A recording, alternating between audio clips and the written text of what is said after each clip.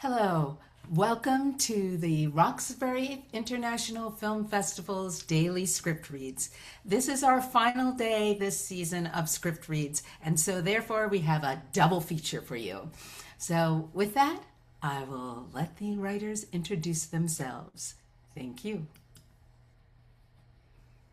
Good afternoon. My name is U-Meleni Mhlaba-Adebo. I am the writer for Red Earth, Mother's Hands. Thank you for joining us. Good afternoon. My name is Uche Iheukwumere, and I am the writer for Excision. And thank you for being here. Hi, my name is Chionisa. I'll be playing Lentera in Excision.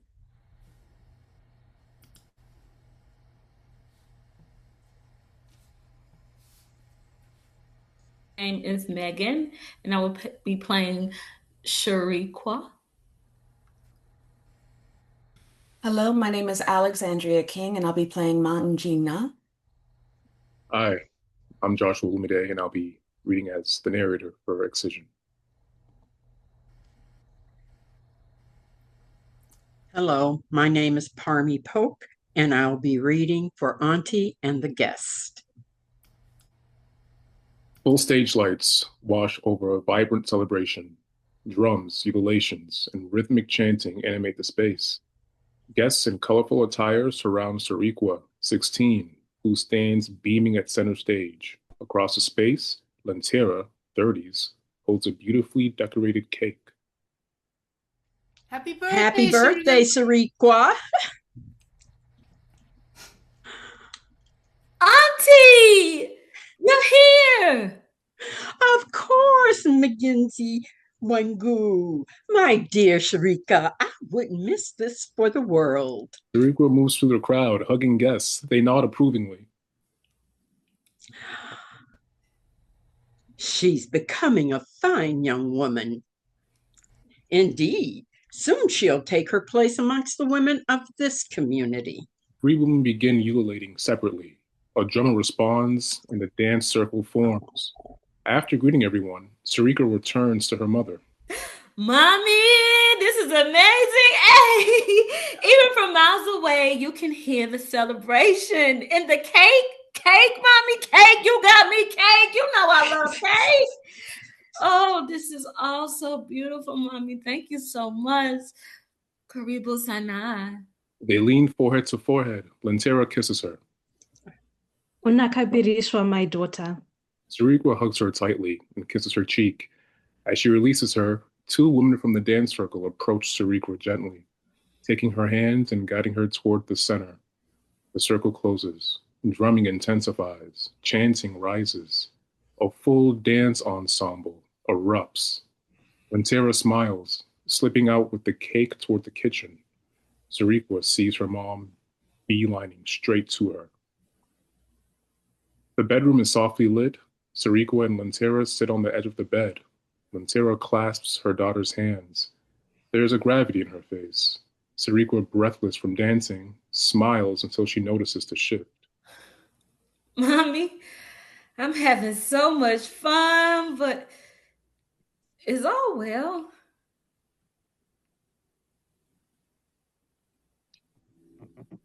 Yes, my love. You're a woman now, my blessed baby.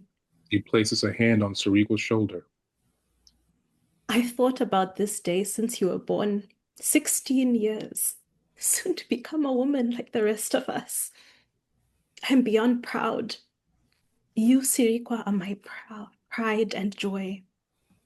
Let us pray. Sariqua bows her head and closes her eyes. Mungu akufunike kwa neema yake. Akulinde chini ya kivuli cha mabawa yake. Utang'aa kama taa isiyozimika, nuru yako hatififia kamwe.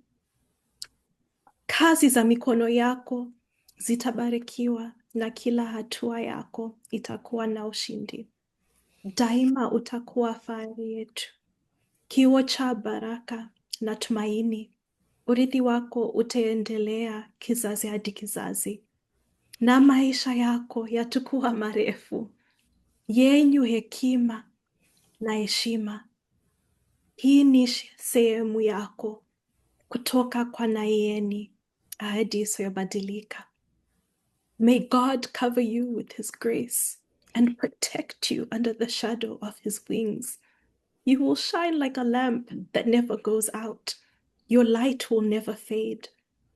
The works of your hands will be blessed, and every step you take will be victorious. You will always be our pride, a mirror of blessing and hope. Your legacy will continue from generation to generation, and your life will be long, wise, and honorable. This is your portion from the Lord, an unchangeable promise. When she finishes, Sariko rests her head on Lantera's shoulder. Lantera rests hers atop of her daughter's. Mpenzi wangu Siri, let's go back and enjoy your party, okay? Today is all about your new grown woman status. Big girl, Lantera ushers her out. Celebration swells.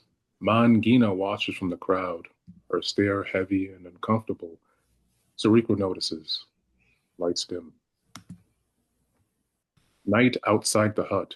Moonlight. Crickets. Mangina stands waiting. Lantera joins her. They speak tensely beside the bedroom window. Rafiki yangu, I enjoyed myself.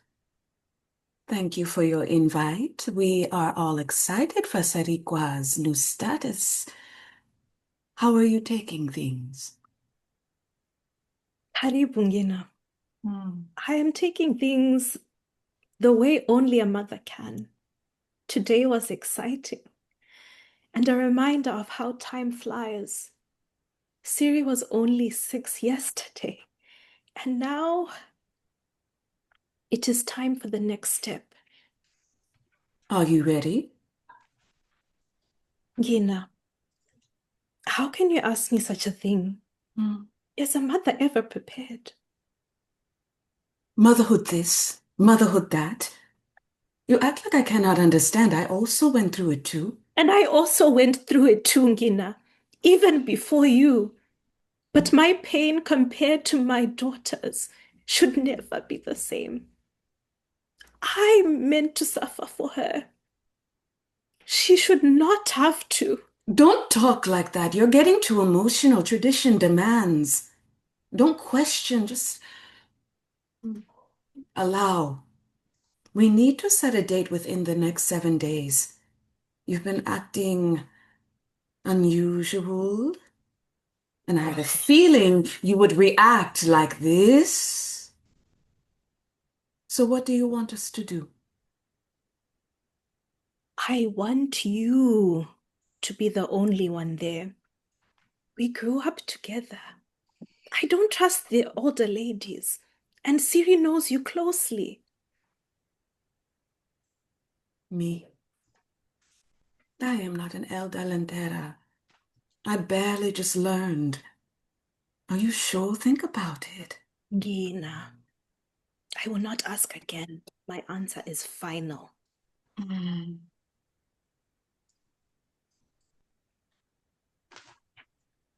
I will relay your request. Naeni awe nawe. She leaves. Lantera remains, breaks down silently, muffling sobs. Lights fade. Daylight inside the hut. Lantera tidies the kitchen compulsively. Sarikwa enters, kissing her cheek. Mama, how are you? Ah, my daughter. Your mother's wonderful that you've come to help. Mama, is that all?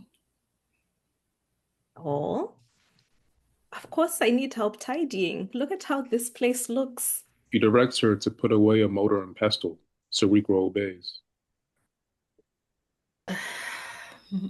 Mama, I saw you and Gina talking last night. You seemed different. Lantera freezes.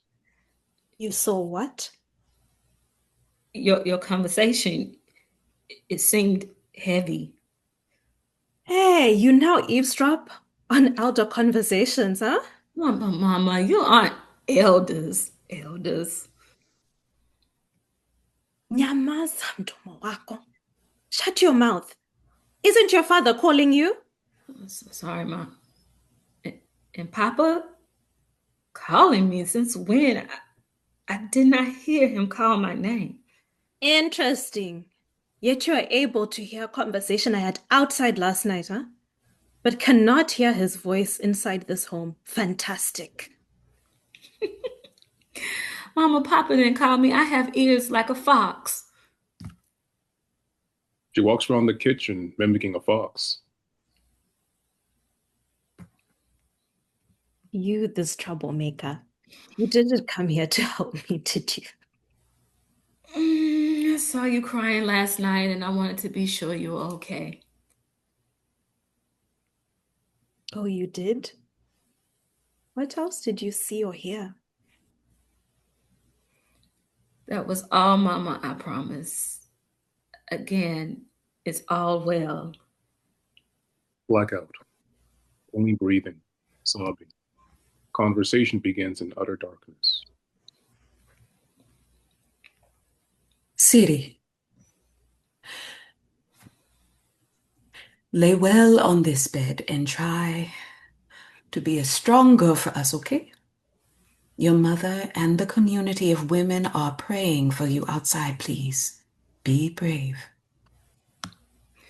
Yes, Ma, I will try, okay? Please promise me one thing, that you won't hurt me. I promise. Spotlight rises on them. Siri, I know you're in pain. I am hurting too. Please try to stay still. Pride is in pain. When I was your age, I underwent this too. Believe me, I know this tradition isn't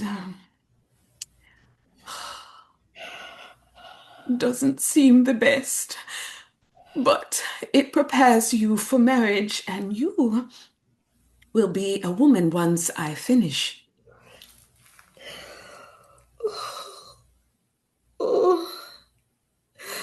Why are you making me do this? I cannot bear the pain. May any guide us. Be strong, I'm begging you. Maybe I don't want to be a woman. If this is how I become one. A tear falls from Mangina's cheek. The gods forbid, just a little longer. Sariko's writhing intensifies. Will you just be still and quiet for a moment? Beat. She opens the door, nods. It is done.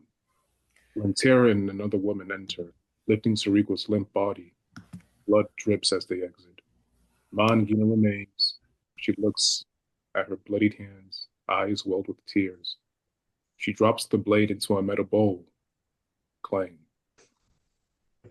Blackout.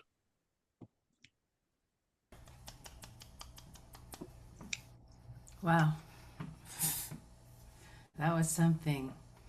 So before we go on to the next piece, we will talk with Uche a bit about this. Tell us how you came about to write this piece. And all the actors are welcome to be on, as they will be changing their names for the next piece that they'll be doing.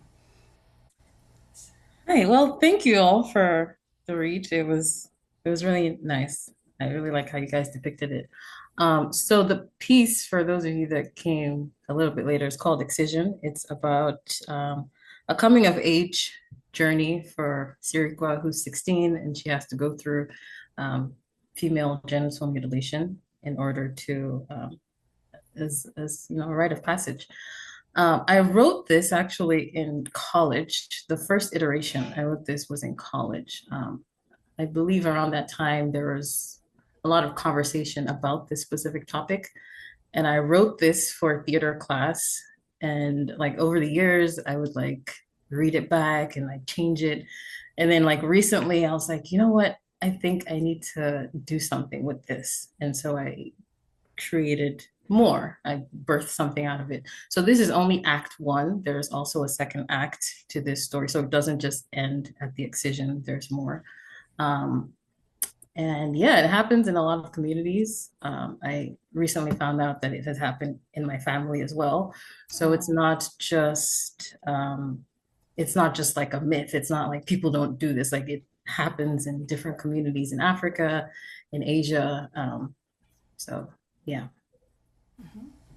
Wow. And what are your plans with this piece? Is this a short film? Is it part of a feature, or are they going to be an episodic? So this, I feel it's better suited as a play. There's just so much visual storytelling that this has, that I think it just feels more like a in-person experience more than like watching on a screen. Okay. Wow. Well, I think it was a beautiful piece, and we're going to have more conversation about it. But first, we're going to present our next piece. So if I could have all of the actors back on so that you can introduce who you will be playing in the next piece. Just if you could introduce yourself and the name of your piece. Yes, hi, good afternoon. My piece is Red Earth, Mother's Hands. Thank you. Okay. And Alexandria? Hello, I'm Alexandria King, and I'll be playing Doctor. Thank you. Parmi Poke? Hello, I'm Parmi Poke, and I will be playing Esther and Shu. You might want to say the ages just so that we'll know, because they're so different. Esther is in her 30s, and Shu, I'm sorry. Oh, Esther is 70, like me, and Shu is actually 15. Thank you. Joshua? I am Joshua Lumide. I'll be reading Olu, and Olu is in his late 40s to early 50s. Okay. And everybody else doesn't have to say they're necessarily the age. It was only because she was playing a 15-year-old and a 70-year-old, and that was such a difference. Chio? Hi, I'll be playing Maita. She's in her early to mid 40s. Okay. And we are now have just Megan alone. Yes, and I'm Megan Dilworth, and I'll be the narrator. Time and setting, contemporary. The story moves between Boston, Massachusetts, and Mutare, Zimbabwe, crossing physical, emotional, and ancestral landscapes. Time flows fluidly between present experience, memory, dream, and spiritual visitation. Boston, day. Sterile white light hums overhead. Maita, Zimbabwean American, long locks pulled back, sits on the exam table, pale, composed, holding herself together. Olu, late 40s, husband, Nigerian American, steady, present, stands close, one hand rests on her knee. The doctor, 50s, flips through a chart, careful, clinical. Well, we've run every test. Heart, brain scans, it's the blood work. Okay, everything is normal. Normal. Yeah, there's no medical explanation. It's stress, perhaps, but nothing we can't treat. What if it gets worse? What if I don't get to see our son grow up? Olu leans in, forehead touches hers. You will.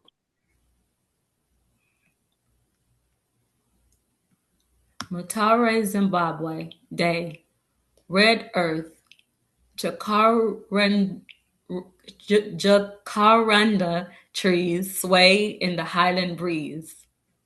Maita and Olu walk hand in hand toward a grave marked Esther.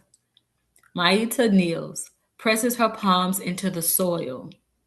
Her body sways. She collapses forward, Olu catches her. It's happening again. Maita steadies, breath ragged. She presses her face closer to the ground. I don't know how much longer I can fight this. Her tears darken the soil. Moon, mature night, dream. Moonlight spills across familiar walls. Esther, 70s, appears, luminous, braided hair glowing softly, not a ghost, fully present. She sits beside Maita, cups her face. This earth carries my blood, my sweat, my prayers. Esther presses red soil into Maita's palms. It will hold you. Maita clutches her mother.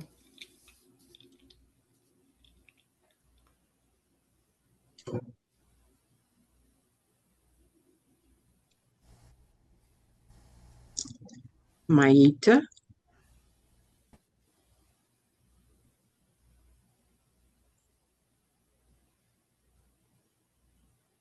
Maita, darling.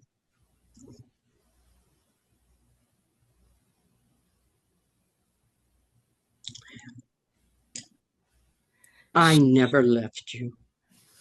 She fades, leaving only warmth in Maita's hands. Retreat garden, myrtle morning. Sunlight over herbs and flowering plants. Maita kneels, scooping rich red soil into a carved wooden box. Olu watches. You sure you want to carry this home? Maita closes the lid.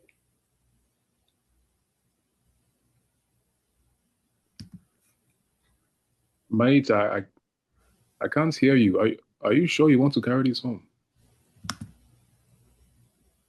It's not just soil. It's her.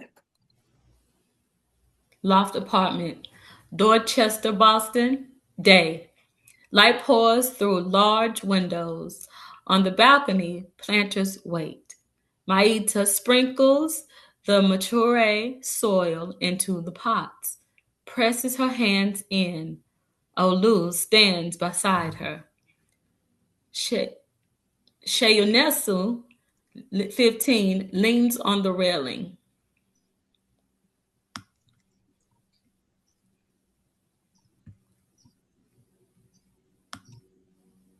What's so special about the dirt from Zimbabwe? Maite presses deeper into the soil. She does not sway. It's not dirt. Olu notices. Maita. It's your grandmother's strength. She breathes fully, steady, and the reflection of the glass door, Esther appears, smiling, proud. Maita nods slightly. Majritamai. The reflection fades, the strength remains. End. End of play. Yay. Okay. So we should have both writers back on and all of our cast. So tell us about this. Tell us about the origins of this. U-Meleni. Thank you very much. This came about from me processing from a sort of personal loss, and also I think extended family loss. There's just a lot of loss both in my personal circle and my external circle, particularly of the maternal energies. And I was trying to process all of it, and I was trying to figure out what to do with all of this grief. And so that sort of came out of all of the loss and the love that remains. And so it's almost a combination of family folklore, a combination of lived experience, and observation and the sort of the emotional geography of loss and love and grief. It was beautiful. So is this part of a larger piece, or is it a piece in its own? Was this in its entirety? Tell us about this. That's a good question. I think hearing it was very, very helpful for me because I think it lives in something that requires sort of interaction with. So part of me was thinking, could this be a film of some kind? But then it's also part performance in nature. I think it allows for a lot of breadth for different interpretation. It's part of a larger body of work, including a film that I actually premiered last year, which was called Reclamation, This Is My Country, This Is My Land. So I feel like it is a continuation of the conversation of what is our relationship to land and lineage and loss. So this is just another, it's part of the journey, I suppose one would say. And how was it for you to hear it from the actors saying your words? Were there parts where you said, "Oh, I like this," or "I'll change this," or "This is not, this is different"? And how was it? I think, I'm a poet first, so this is certainly a new exploration of my love of words. So there was a part of trepidation, I think, when I was even putting it to paper. But I think what I noticed more was because of the sparseness of the dialogue, there's a lot of internal and physicality that the piece, I think, gives permission to. And so I think I'm really interested in exploring that more. Um, what lives in between the spaces of the conversation. Even though this was a reading on Zoom, I really appreciated the way in which the actors conveyed the text, even in its sparseness. I could feel the emotion behind it. So yeah, I think again, this is a work in progress, and so I'm not sure what I will do reworking it, but I think it just speaks to that there's more that can come from it. So thank you so much for the opportunity to be able to witness the words, because sometimes they live very differently in your head, in my head, Yes. than they do when people say it out loud. So thank you for this gift. Thank you. That's why we want to do the script reads, because a lot of times, writers, it's very different on the page and in your head, and then somebody's reading it and it's like, oh, didn't know that was a tongue twister or whatever. So Uche, how was it for you hearing the actors read your piece? It was great. I think they all did a really good job. Yeah, I love where they took it. I like how Alexandra, how she made it her own thing. Chioniso was fantastic as the mother. Megan had a very like bubbly, young energy. It was really nice. I really appreciate it. I really like how you guys interpreted it. I really enjoyed it. Thank you so much. Were there any things that you heard the actors do that made you say, maybe I'll change this, or maybe I'll do this way, or anything like that? I don't want this to sound crazy, but no. Like I wanted to do this to also see if there were well, I guess the actors can tell me if there were words they stumbled over or stuff that doesn't come out of your mouth naturally. But it all sounded very natural conversation. It flowed from me listening, but if they have any tips from me or if something was like, oh, that's a little clunky, they can tell me. But just as a listener, I think it sounded great. Well, let's open that up to the actors for both pieces. I mean, they were very different, and yet they were somewhat in similar worlds. So, how was it for any of the actors? I just want to congratulate the work to begin with. I think you both really have brought powerful narratives to the table, and I hope that we've honored them. and the spirit in which they were written and the memory in which they were written. It's a great joy to be a part of your work.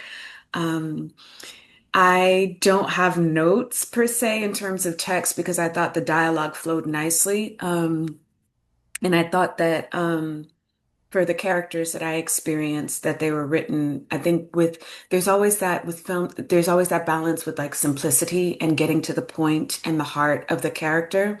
Mhm. And I felt in Red Earth that there was the simplicity of Doctor. She just was like, girl, you good. We did it. We gonna figure this out. And some of that, what's going on in the emotional body versus the physical body sometimes can collide. And then for I can't, this word is always excision. Excision. It's a gap thing. Sometimes it gets caught up in the gap. But I felt like, at first I was like, oh gosh, I'm going to be performing this. And then I was like, okay, as I got into it and sort of leaning on uh, uh, Chio's work and the greatness that you brought to it, I was able to kind of get into the spirit of the thing and kind of move through it and just also bring the honesty that it's not easy and we find ourselves in difficult moments of contradiction within ourselves. And so anyways, just celebrating the work. Thank you. I wanna speak to the respective mediums you two see these pieces happening on. Uche, you said that this is a play and it's a second act as well, and I read a script about female genital mutilation back in 2020. It was a screenplay, and but you having this in a play format, I think is so very powerful. It'll be very intriguing to see this happen on stage. Um, and again, such a powerful story, an educative story about cultures and um, yeah, how we go about these things and the psychology of why this even happens is yeah, very very powerful. And U-Meleni, this being a screenplay, I definitely second you on the what's in between the lines. I think I love films that are, maybe should I use meditative, but I love in films where we see what is not said. It's more movement based, more visual based, and yeah, this script um, does that beautifully. And so I see how it can go visually. Anyhow, just wanted to see your thoughts on Thank you for that. it. Yeah. I did also want to mention that one of the things that was important to include in Red Earth was the relationship between the Maita and Olu. I think a lot of times when there is either folklore or real stories about either loss or a connection sort of to the afterlife with those that have passed on, that it's always skewed to the female gender, and that there isn't as much conversation between the relationship and partnership that exists. And so for me, Olu's character was very, very important as a steadying force for Maita. And I think both in sort of in present tense and also in just sort of the lineage of Earth and the afterlife, I think that was really important to include. So, Wow. I just found both pieces powerful and moving, and I love when we get to explore new worlds that you don't know. I mean, we know the world of grief, but the world of grief is different for everyone. No one experiences it the same way. And the first piece, I've only heard about it. I really I don't know anyone who has, or as far as I know, I don't know anyone who has undergone that. So, that's another thing. I've opened it up to the audience. If you have a question or a comment or anything like that, I've put it so that you can speak. So if anyone from the audience wants to raise your hand and speak. Let's see. I'm trying. Unmuted. Can anybody hear me? Yes, it says Jabu's aunt.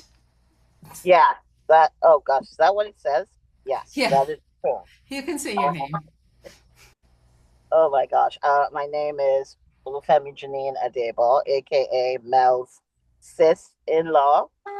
And very proud of her for doing this piece, speaking her truths, and for always being open to the world, whether it's through music, poetry. She's evolving on this journey, and she's not afraid to put it out there and find out how is it received, but knowing that she's going to hold on to her integrity, irrespective of how it plays out. And so this is just another stage in her creative evolution. So very proud. I didn't get to hear all of it, but what I saw was pretty powerful. And so congratulations, Uche. Thank you. To the whole crew. And yeah, that's it for me. Are recorded so that you will be able to, like in a couple of weeks, it'll be available on the Roxbury International Film Festival YouTube page, which you can get through the website. Elizabeth. Hi, Hi, everybody. Good afternoon. I'm here supporting my good friend Parmi and then my young man Josh. And also, I have met Milani, and she may or may not remember it, but I'm glad I came and listened. It's always, wonderful that you do get a different interpretation when you hear the writing read. You can create these individual images in your own head. And so I'm really happy that I took the time to listen, and I'm going to go back and listen to some of the others. But I'm proud of, congratulations to each of the writers on your beautiful pieces that just talk about life. And it's happy to be here. And I just wanted to say that. Thank you. Thank you. Thank you, Elizabeth. You're welcome. Thank you. Anyone else? You can raise your hand. Oh, looks like Hampton. Yes. My apologies. I came in late for the first part of the first story, but I will check it out later. But it's a hard subject to talk about. And thank you very much for sharing. I thought about this for a while because I'm familiar with. Excuse me if I'm wrong, but is FMG, is it correct? What? FMG, the subject? FGM, female genital mutilation. Okay. Sorry. Yeah, I was using the acronym, but I was very disturbed when I first heard this many years ago, and I wish I was people like you were around that I could talk about it, because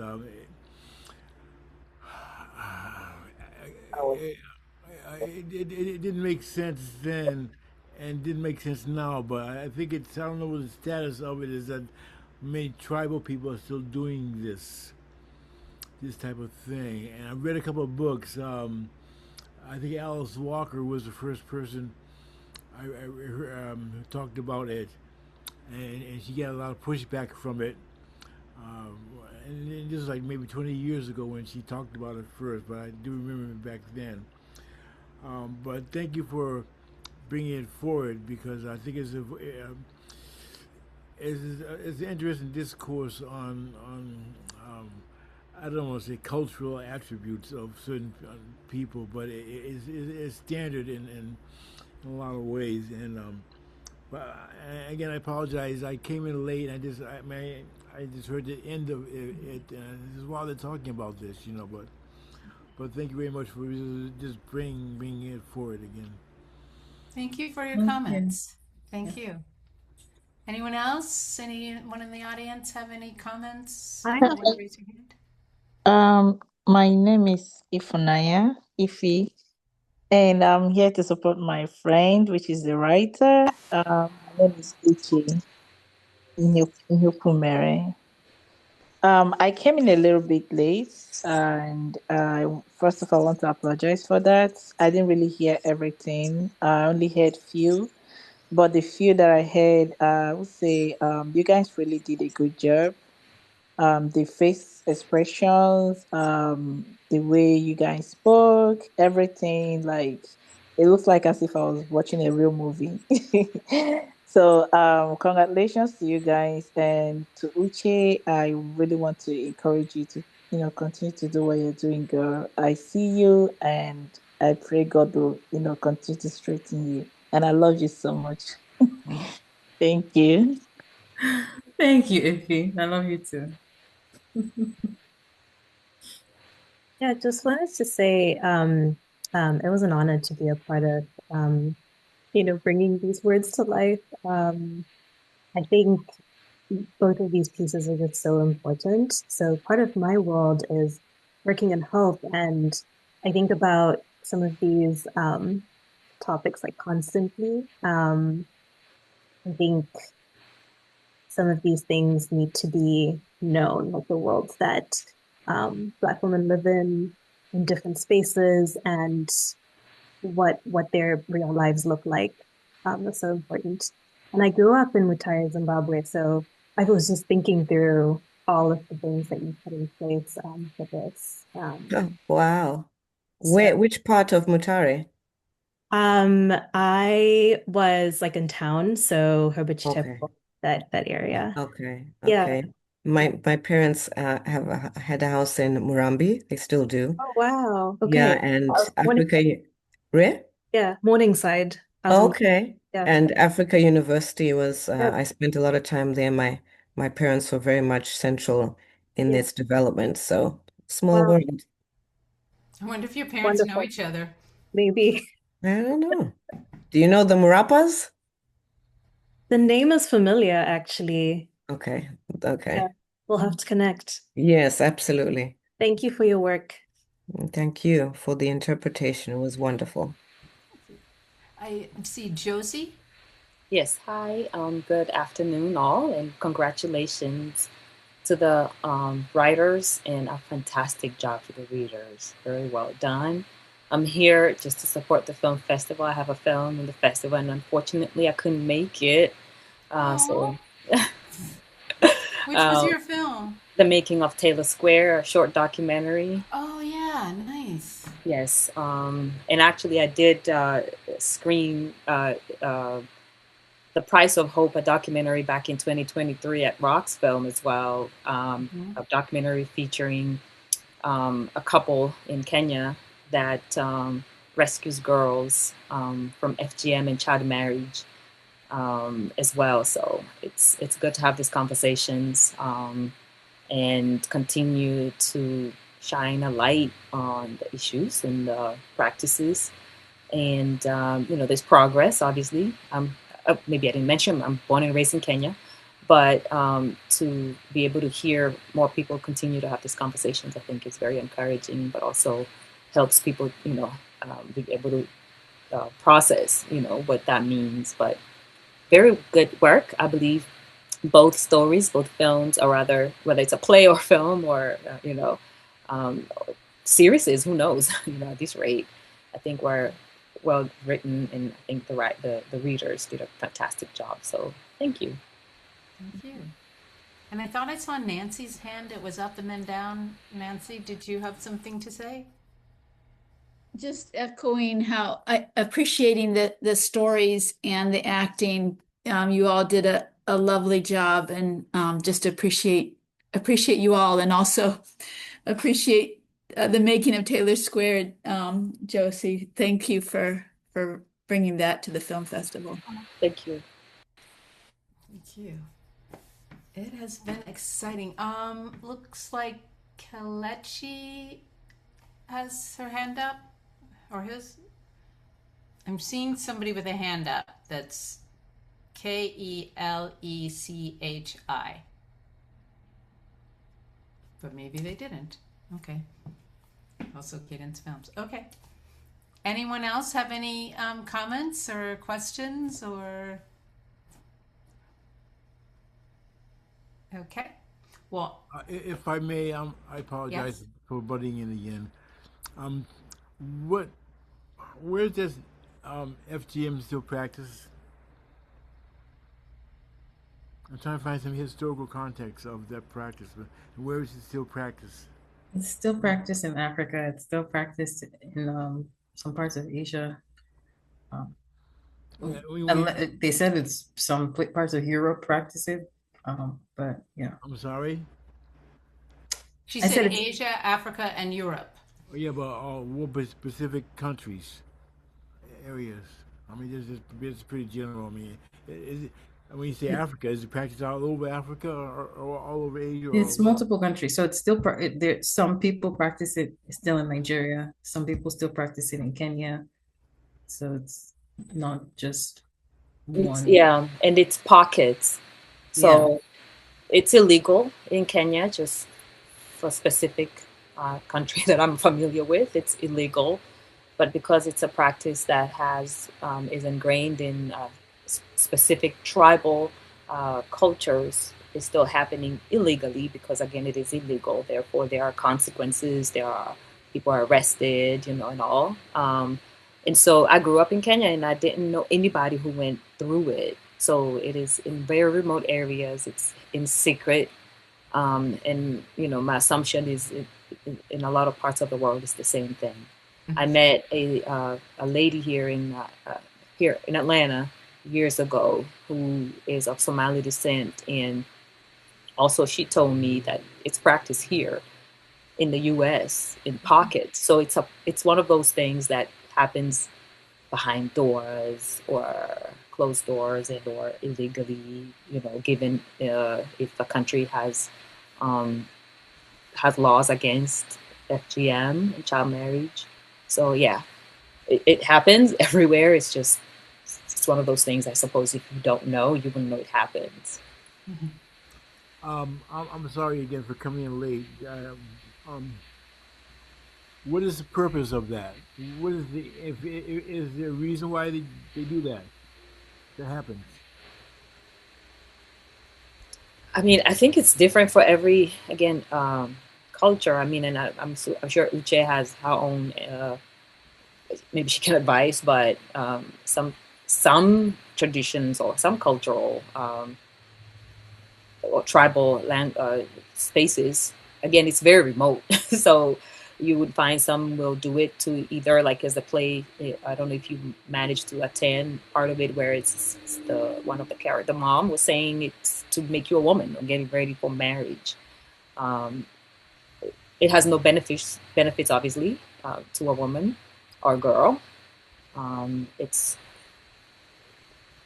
one of those things. I suppose if you read more about it, I'm assuming you'll understand. It's very complex. And so Uche maybe might have. What I've gathered so far, I read. I went hearing this. I went and pulled out my book again. The Temple of My Familia by Alice Walker, and then it was just a deep story. And yes, resistance is very dangerous and it really could damage a woman for life. You know, this doesn't make sense. I'm just, yeah. So my apology. I'm just really upset about that. No, you don't have to apologize. And like I said, it will be on. If you missed part of it, it will be on the website in well, you can get it through the website on the YouTube channel within a couple of weeks. And so all of the daily reads will be there. Nancy? Thank you. Oh, thank you. Well, Nancy? I appreciate this conversation. And one thing I was curious about, but for Uche, it felt like what you were doing with this was kind of showing the child, like how the mother was uncertain about it or like was reluctant about having her daughter have to experience that, and then I forget the name of the character who actually did the like that she knew what to do, and anyway, so I'm just kind of curious if the second act gets into that more of like moving towards something different, or if it's like, I'm just curious, like what else you if you want to share anything more about that. Well, subscribe to my YouTube channel. No, I'm just joking.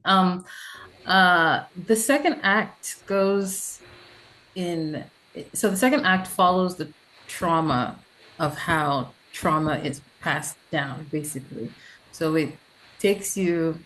I mean, I don't want to say what everything that happens, but it takes you on a journey of how it affects Sirikwa as she gets older, what that looks like in terms of childbearing, and just how, like, the psychology of human beings. Because I'm not a person that likes to, not that you asked me, but I'm not a person that likes to tell stories that are like prescriptive and it's like you should do this or you shouldn't do this.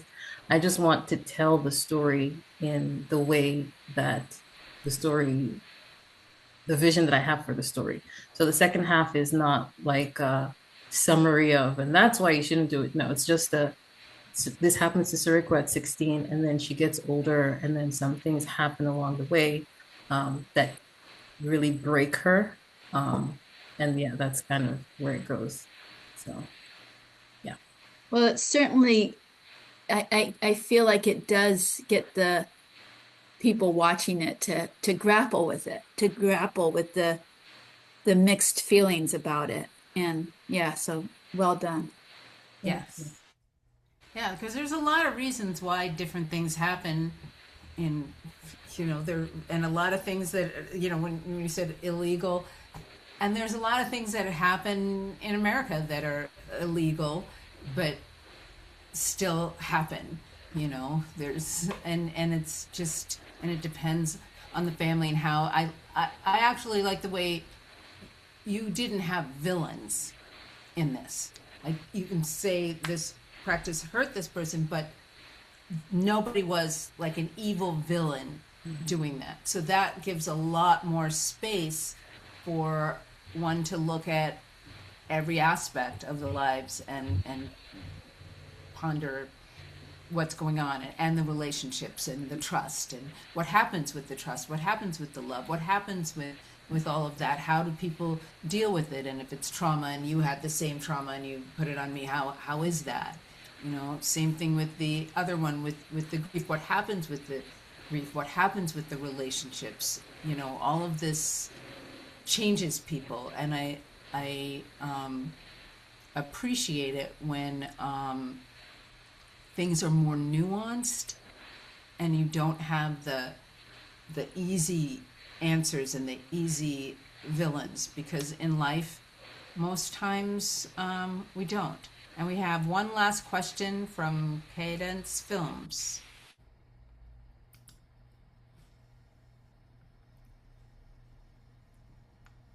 Oh, Cadence Film. You can speak. Did something happen and it doesn't? Let's see. Yeah, it says, Cadence Films, did you have a question or a comment?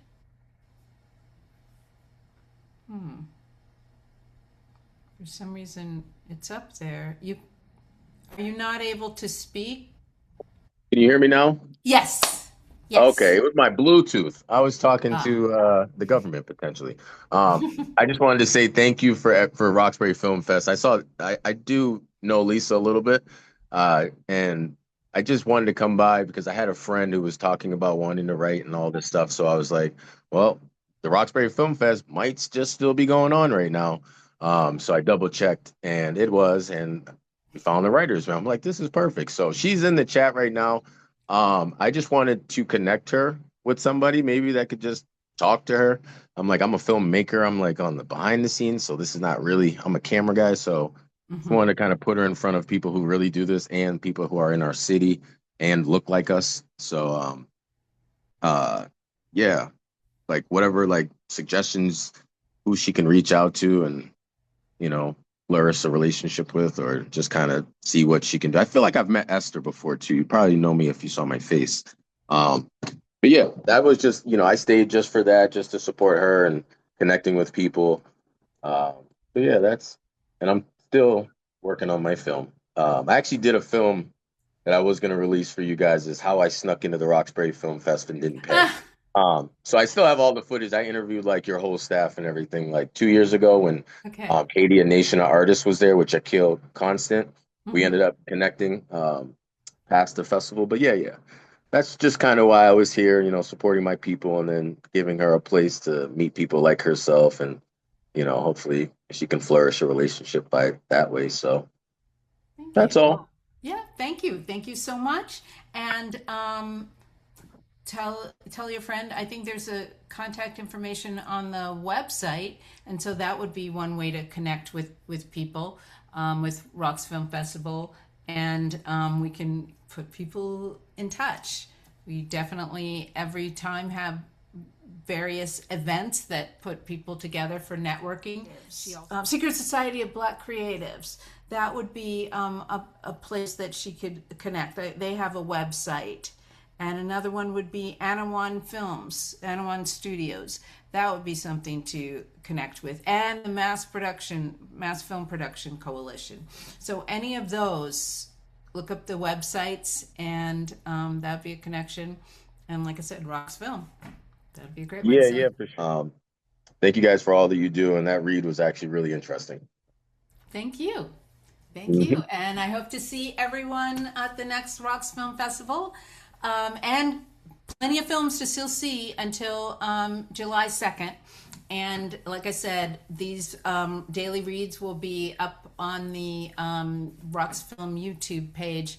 Probably, I'm saying a couple of weeks. It might be before then, but you know, poor Renee's doing a lot of things with things, so I'm giving her a little bit more space to get all of this done. So I just want to say thank you to Andrea and Carol, who pulled these daily reads together. We usually have them 5 days, but because we had so many amazing scripts, we went to 9 days. So we're doing 10 scripts. Oh, that's right, 10 scripts. We went to 9 days and did it during the online. So we have our online festival that's happening right now until July 2nd, and then we'll call it a wrap. But it's been amazing this year. The participation, the writing is beautiful. The actors, you guys are just constantly just so impressive. And I just want to thank you all for being a part of it, for helping us grow it. We will obviously continue it. And anything we can do, we've got your beautiful images up on our website. We're constantly telling people, go there. You can't find Black actors. That's where you can find them. So we are happy to continue to support the work that you're doing, going from script to screen. So yeah. And one of the scripts is in progress, going on screen now, has already been in touch with SAG-AFTRA and is going to be putting out a casting notice and using some of the folks that were on the thing. So he's already got a contract, everything. So that's exciting. Artifice. That's wonderful. Thank you. Thank you very much. This was wonderful, as always. Thank you. Thank you, each and every one of you. Yay. Take care, everyone. Have a great day. Thank you so much. Congratulations. Have a wonderful day. Thank you, Andrea. Congratulations to you all. For keeping us on track. As Cinematic Sisters and all the crew in front and behind the scenes. Thank you, actors. Thank you, writers. And Bye. Bye. Thank you all.